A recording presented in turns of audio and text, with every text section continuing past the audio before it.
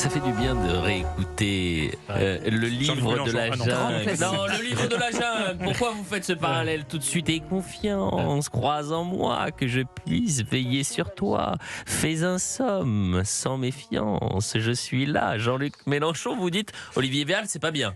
Ce que vous faites, c'est vraiment pas bien. Parce que là, vous faites un parallèle audacieux.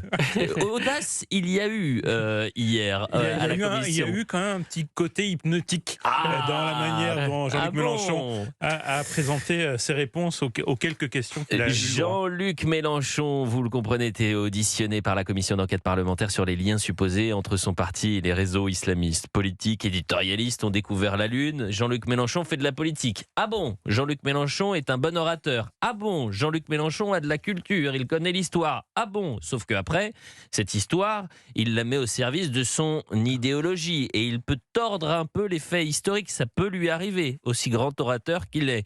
Jean-Luc Mélenchon, j'ai regardé un peu la presse ce dimanche, Le Parisien qui titre « Un grand numéro de Joe l'embrouille ». Mélenchon fait la leçon aux députés de la commission sur l'islamisme.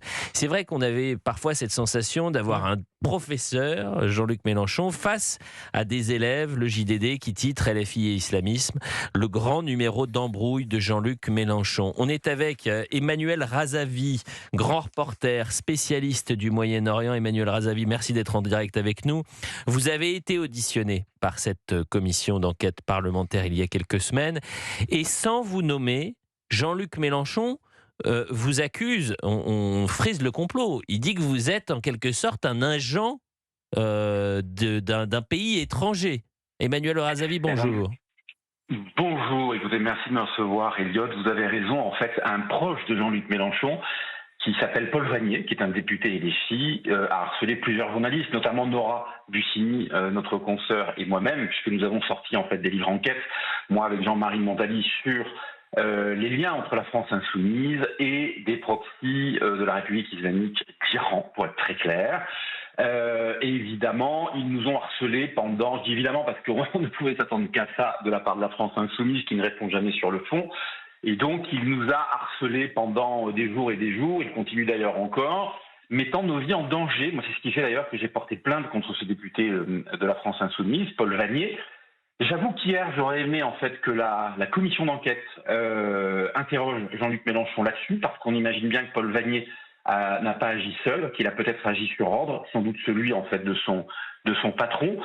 Moi, j'ai vu pendant une heure, si vous voulez, ou une heure et quart, en fait, Mélenchon qui amusait la galerie, qui baratinait, qui n'a répondu en fait à aucune question sur le fond devant une commission qui m'a paru alors extrêmement bienveillante, pour ne pas dire un peu trop. Vous avez remarqué quand même qu'au sein de la commission, il y avait la députée LFI Mathilde Panot, dont on a documenté, avec Jean-Marie Montali, mon co-auteur dans La pieuvre de Téhéran, les relations avec Salah Hamouri, qui est un membre du FPLP. Le FPLP, c'est une organisation terroriste palestinienne qui est financée, armée par le régime iranien. Et c'est elle qui se retrouvait là à poser des questions à Jean-Luc Mélenchon. Enfin, c'est complètement aberrant, c'est orwellien en fait, c'est du grand n'importe quoi. Moi, pour ma part, vous voyez, je l'avais demandé d'ailleurs à la commission, j'ai envoyé des mails pour les interroger là-dessus. Est-ce que Rima Hassan ou Thomas Porte vont être interrogés? Pour le moment, ça n'a pas été le cas. Mais ça n'a pas été le cas parce qu'il y a ce qu'on appelle l'immunité parlementaire. Il est bien plus difficile. Non. Pourquoi vous dites non? Non, parce que, écoutez, moi j'ai discuté très longuement avec mes avocats. J'ai porté plainte, je vous l'ai dit, contre le député, en fait, LFI Paul Vannier, qui croit se retrancher, se cacher derrière son immunité. Dans le cas présent, si vous voulez, l'immunité ne fonctionne pas. La deuxième chose, c'est pas ce que disent en coulisses les proches des responsables de cette commission. Mais c'est très intéressant, Emmanuel Razavi. Écoutez, merci de nous apporter cette précision. Mes avocats, c'est pour ça que je poursuis en justice Paul Vannier, et j'espère qu'il sera puni. La réalité, c'est que Rima Hassan, on a des tas de photos qu'on a documentées, moi que j'ai transmis à la commission, où on la voit, notamment avec Thiago Avila. Thiago Avila, en fait, est un agent d'influence de la République islamique d'Iran. On la voit poser très amicalement en photo avec lui. Quelles sont ses relations exactement, en fait, avec ce type qui travaille pour les services de renseignement iraniens? Thomas Porte, qui était 2 jours avant les pogroms du 7 octobre 2023, qui était au Caire. Il y répond à ça. Il y répond à ça. Alors, ce que je vous propose, c'est qu'on écoute le sujet de François Tiskiewicz, parce que dans ce sujet, on s'intéresse à Rima Hassan, on s'intéresse à Thomas Porte, et puis ensuite, on aura votre éclairage. La question a été posée par Prisca Thévenot, députée Ensemble pour la République des Hauts-de-Seine. Cautionnez-vous que votre députée européenne Rima Hassan ait des liens assumés avec des associations liées aux frères musulmans type l'Alab? Pouvez-vous nous dire si vous cautionnez sa présence à une manifestation en Jordanie pour la mort du terroriste Sinoir? Le leader de la France Insoumise prend directement la défense de Rima Hassan. Franchement, écoutez, vous vous fatiguez pas de la prendre pour cible. Elle est à une marche qui a lieu toutes les semaines. Et toutes les semaines, comme elle se trouvait là, elle est allée à la marche. Voilà. Le 5 octobre 2023, 2 jours avant les attaques sur Israël par les terroristes du Hamas, le député LFI de Seine-Saint-Denis, Thomas Porte, rencontre à la frontière entre l'Égypte et Gaza l'un des dirigeants d'Humanitaire, une organisation sanctionnée par le département du Trésor américain pour ses liens avec le Hamas. Questionné sur cette proximité, Jean-Luc Mélenchon défend une nouvelle fois ses troupes. Il se trouvait là, que voulez-vous, ça arrive qu'on se trouve à côté d'un endroit où il se passe des choses épouvantables. Alors le type qui est à côté de lui est monsieur machin, qui est monsieur Bidu, bon, très bien. Si c'est un personnage qui n'est pas fréquentable, ne le fréquentons pas. Mais à l'époque, Thomas n'en sait rien du tout. Il y a un type qui est à côté de lui qui lui dit qu'il va l'aider à passer la frontière. Voilà tout. Et pour la justifier, Jean-Luc Mélenchon ose la comparaison. Alors il peut se trouver qu'à certains moments, on se trouve à côté de gens qu'on n'a pas envie de fréquenter. Regarde le mariage pour tous, ils y étaient tous. Et là, vous étiez tous avec des islamistes, ça vous a pas dérangé. Concernant des propos tenus lors de manifestations pro-palestiniennes, Jean-Luc Mélenchon l'assure, son parti fait de son mieux à l'égard des indisciplinés. Mais il y a des moments où on fait la pause.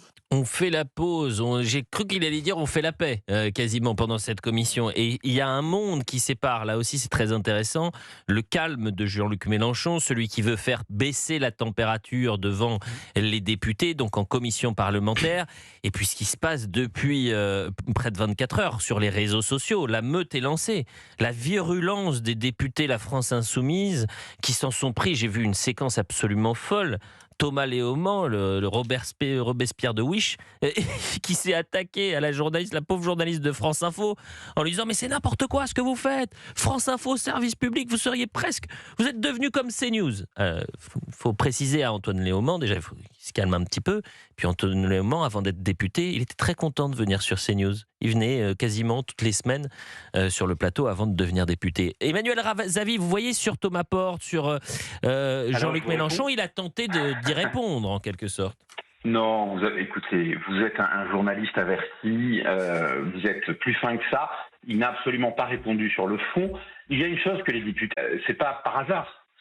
Il y a un caractère répétitif. Moi, je vous parle de dizaines de photographies qu'on a documentées, des vidéos. Il n'y a aucun hasard, contrairement à ce que dit Jean-Luc Mélenchon, qui au passage, d'ailleurs, comme moi, témoignait sous serment. Donc sincèrement, à ce niveau-là, ça devient du parjure. Ah, ça va être intéressant parce que vous avez raison. Effectivement, il témoigne sous serment, il n'a pas le droit de mentir. Si mensonge il y a, si mensonge avéré il y a, alors effectivement, c'est le parjure et c'est pénalement répréhensible. Mais là où vous avez raison, Emmanuel Razavi, c'est que on avait comme sensation d'avoir une sorte de docteur Jean-Luc Mélenchon face à des étudiants qui étaient presque apeurés de poser les questions, ou du moins d'aller dans la précision, c'est-à-dire de répliquer. Après, il n'y a pas eu une seule fois où il a été repris après une déclaration, Jean-Luc Mélenchon. À vos souhaits, à vos amours, cher Emmanuel Razavi. Merci. Et je vous sais pressé. Ce sera la dernière question que je vous pose. Écoutez, il y a une réalité, c'est que la commission hier a été extrêmement bienveillante devant Jean-Luc Mélenchon, si vous voulez, qui a baratiné en fait, pendant, comme je le disais tout à l'heure, il a baratiné pendant plus d'une heure, il a répondu à rien en fait sur le fond, il a joué avec les mots, avec les formules. Moi, j'aurais aimé simplement, parce que j'avais adressé en fait des questions, ainsi que des photographies à la commission d'enquête, qui montrent le caractère répétitif des rencontres entre des députés de la LFI, de la France Insoumise et des gens qui sont liés en fait au terrorisme islamiste, voire au terrorisme comme le FPLP, qui est plutôt d'obédience marxiste. J'aurais aimé que ces questions lui soient posées à partir des photos. Une image ne ment pas, une image vaut mieux que 10 000 mots. Ça a été complètement occulté, à croire que tout le monde avait peur en fait de poser le sujet de façon très claire devant Jean-Luc Mélenchon.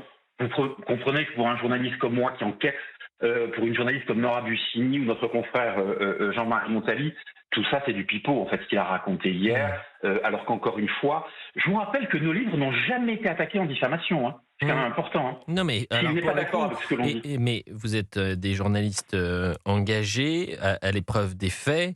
Et puis surtout, à travers ce que vous avez écrit, vous mettez votre vie en danger puisque vous êtes insulté, menacé et ciblé parfois par des élus de la nation, des gens qui ont une écharpe tricolore sur les épaules, et notamment Paul Vannier. Et l'histoire ira jusque devant les tribunaux puisque vous avez décidé de porter plainte. Un grand merci. Ah bah ça y est, c'est fait. Et Emmanuel Razavi, grand reporter spécialiste du Moyen-Orient. Je vous présente mes excuses en direct, cher Emmanuel, parce qu'on devait vous avoir à 11h15, 11h30. Mais l'actualité aussi, ce dimanche, c'est ce qu'on a fait pendant 40 minutes, c'est à savoir, c'est 79% de Français qui sont favorables aux crèches dans les mairies. Et ça vient balayer toutes les polémiques. On revient dans un instant, on reparlera évidemment de Joe l'embrouille.